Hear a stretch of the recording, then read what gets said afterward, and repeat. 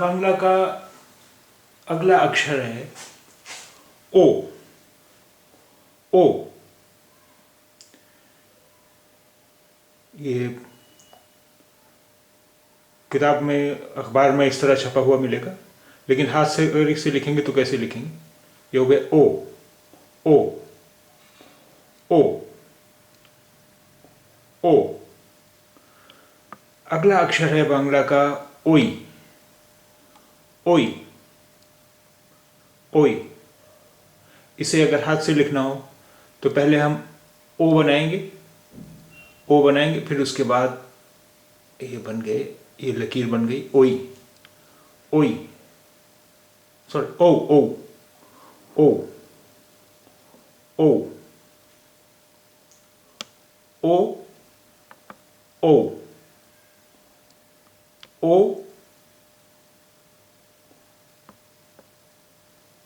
ओ। ओ। ओ।